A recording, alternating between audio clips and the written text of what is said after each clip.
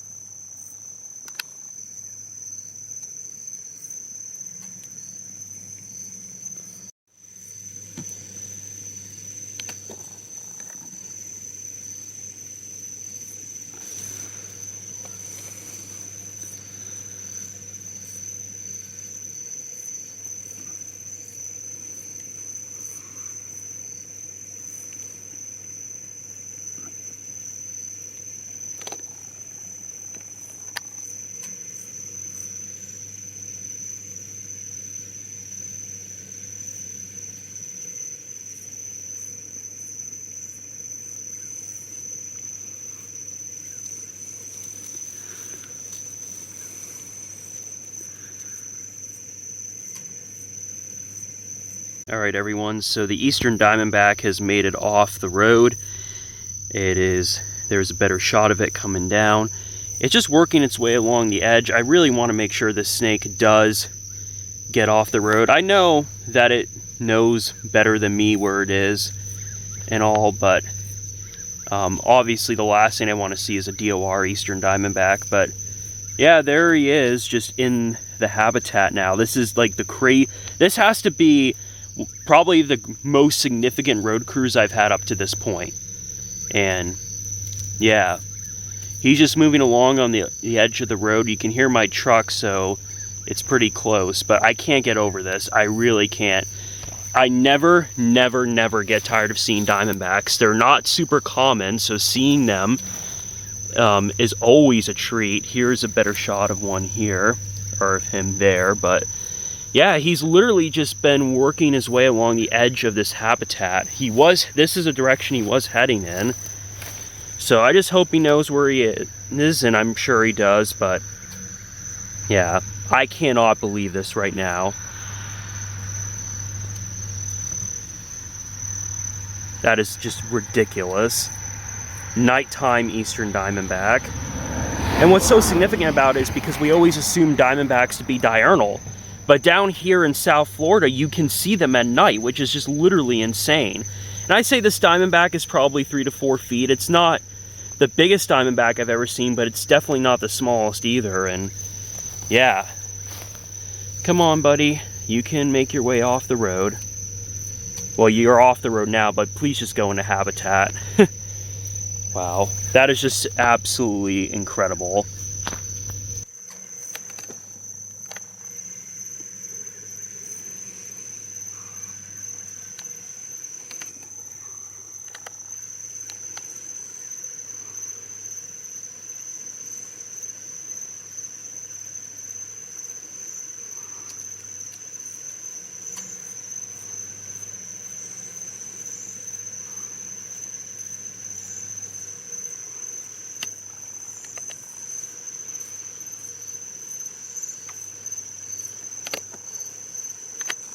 Okay, everyone, so the third snake of the night is a cottonmouth. This is a young cottonmouth that I somehow drove over and avoid hitting.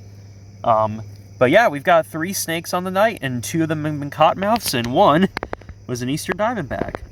But yeah, there we go, up close to the cotton.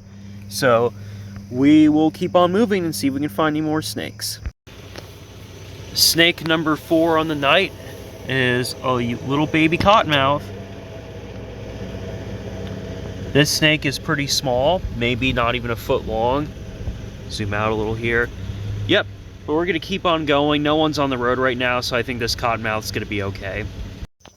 Okay, everyone, so here is cottonmouth number 4 on the night. It's been mostly pretty quiet tonight, but in terms of car movement, so I'm not super worried.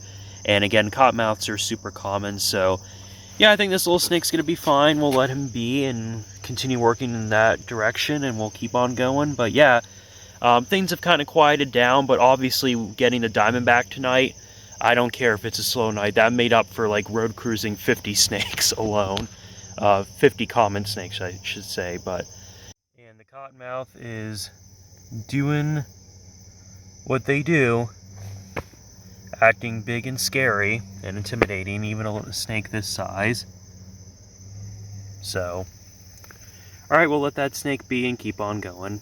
We have a new species on this video, and this is a Florida brown snake.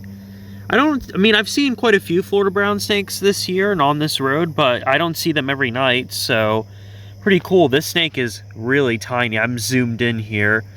See if I can zoom out for a second. Yeah, so yeah, this snake's working its way off the road. I guess here's my foot for reference. So yeah, not a really big snake, but okay. One thing I have noticed is that the Florida browns down here are a lot more defensive, and they strike compared to like the northern Decay's brown snakes, but pretty cool. We'll let that snake be and keep on going.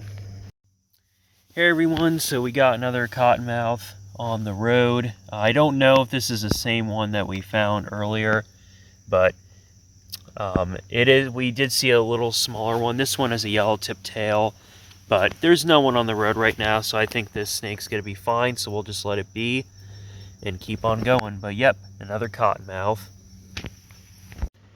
And yet we have another cottonmouth. This one was just up from where we saw the last one. Like maybe, when I mean by up, I mean like 100 feet away from it. So yeah, another cottonmouth. And I believe we've gotten at least 5 different individuals tonight. This is the 6th encounter with the cottonmouth that I've had. So yep, keep on going. But there we go, another cottonmouth. Well, the night of cruising bizarre things continues. That is a bat that I have just found on the road. It is dead, I'm almost certain. It looks like it got hit in the head, but I don't know. Like maybe, okay, maybe the back it got injured, but I have never road cruised a bat before. So unfortunately, like I said, it's dead, but I have no idea what species this is. I will try to identify it and put it in the comments, or put it in the video what the species is. But yeah, that's really unfortunate, but there we go. Like I said, I think this bat is unfortunately dead, but still something that you don't cruise on the road every day. Yeah. Okay, we'll keep on going. It's getting pretty late. I don't think we're going to find much else on the road, but yeah, here's a bat. As found. Alright, so we just found this is a massive female Florida softshell turtle that is nesting. So down here in South Florida, softshell turtles will actually start nesting in March. It's April now, but she's huge, just for reference.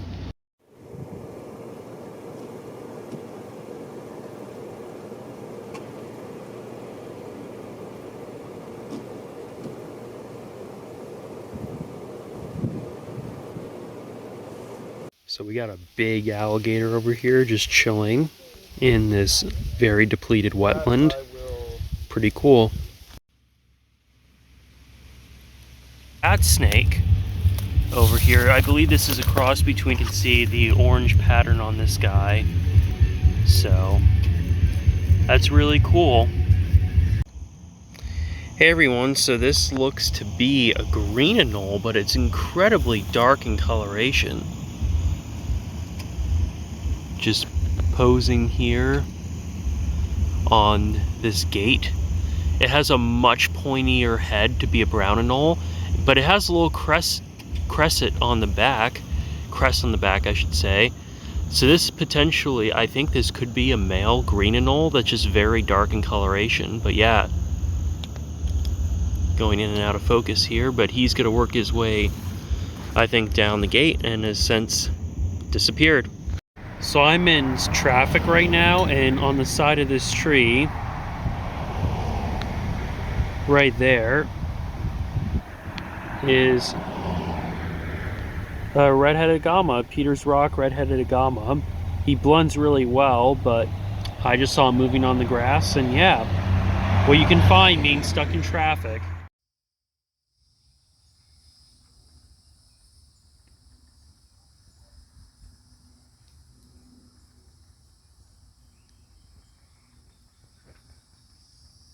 Well, hey there everyone, I have changed things up. I am no longer in the Everglades. I'm spending a few days here in northern Florida, and I've come across what appears to be potentially an active Gopher Tortoise burrow. There are some tracks here, although they do look older, but they're leading into this hole over here that very well could be a Gopher Tortoise. We'll keep an eye on this hole for a few days, see if there's any other activity here, but yeah, this isn't going to be a huge, this trip up to North Florida isn't dedicated to just herping. In fact, I'm really not going to be focusing too much on herps, but if I do find any, I'll be sure to share them with you. But yeah, first Gopher Tortoise burrow that I've seen in quite a bit. Well, we have this very large male brown anole right over here. See how close we can get to them. Not very close.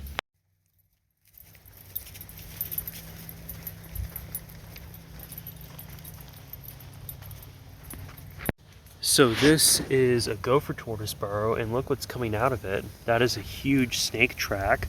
I don't know what species that belongs to, but I was walking on this dirt road and we found this big snake track leading out of a gopher tortoise burrow.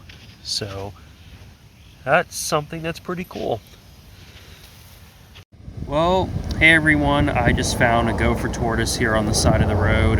Unfortunately, it was hit by a car and it is dead. I'm not going to show the injury, but there's a tortoise. Where I'm in the Everglades, they're actually a lot rarer, but here in northern Florida, they're a lot more common. So hopefully we can see a live one.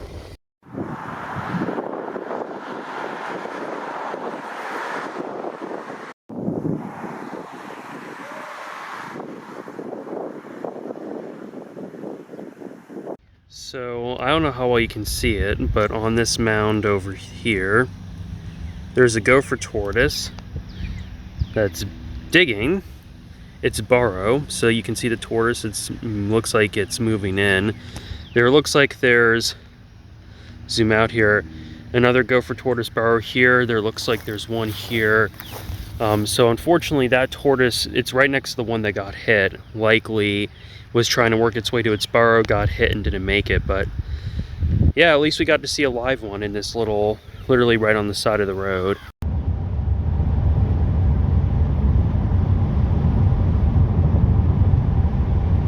Well, hello there everyone. We are working our way back down to the Everglades, wrapping up our time in North Florida. I am at a spot right now that is supposedly extremely productive for pygmy rattlesnakes. I have not seen a pygmy rattlesnake in over 2 months, and I was passing through this area, so I figured I would stop and check. One thing I will say, there are a couple things that aren't working in our favor. It is really dry right now. We have not had a good rain in a while, so this little canal is usually full of water, and I assume that the surrounding area is also has water in it, which right now it doesn't. It is windy in the low 70s right now and overcast, so I think those are not ideal snake basking conditions for here in Florida, especially because it had been so warm, and today was kind of a cold snap. Though one day I had some time to do some productive herping, so go figure. But with that being said, this is some beautiful habitat we're in right now. This is a huge site, and there have been quite a few pygmies have been reported here. So I'm going to try and see if I can find one. The only thing that is working in our favor right now is that it was very cold this morning, even though it is windy and overcast. It has warmed up a bit, so I'm hoping that will cause maybe a couple of snakes to come out and bask. Usually you can just find them along the side of the trails, usually on top of palm fronds like this. But yeah, I am not going to be surprised if we don't see anything though, but I'm going to go out and walk around, and if I do find a pygmy or anything else, I will show it to you.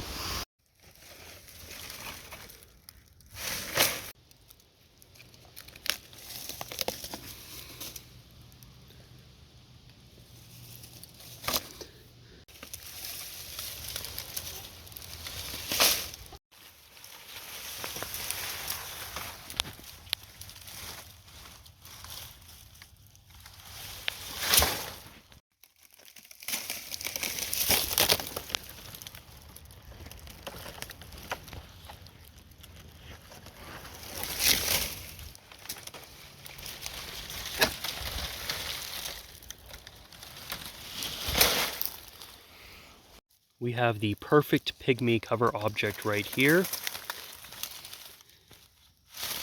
let's see what's under this. Oh, it's falling apart. Bone dry. So you can see here the evidence of a drought. That's normally where the water level is. And if we look at some of these trees, we can see that here. So yeah, at the current time, we haven't seen a single pygmy rattlesnake yet at a spot where they are incredibly reliable to find.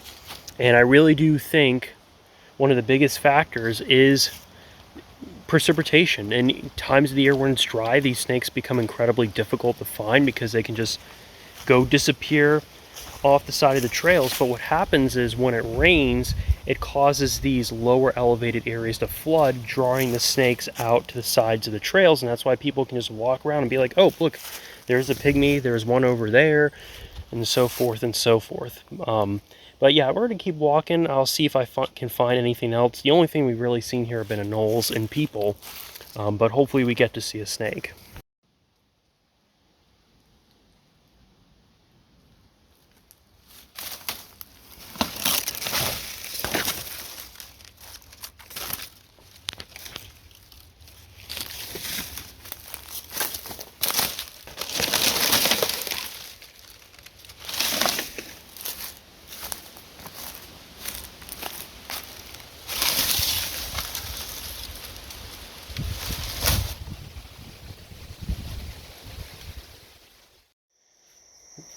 Well, hello there everyone, and I am officially back now in the Everglades.